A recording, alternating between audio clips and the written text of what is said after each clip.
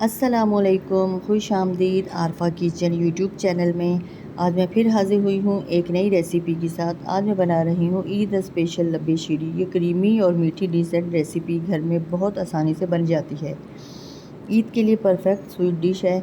मेरा छोटा सा टारगेट है, मुझे 10,000 सब्सक्राइब कंप्लीट करवा दें। सपोर्ट ज़रूर करें, बेल आइकन ज़रूर दबाएं ताकि आने वाली हर नई वीडियो की नोटिफिकेशन आपको सबसे पहले फिर भी मिलेगी।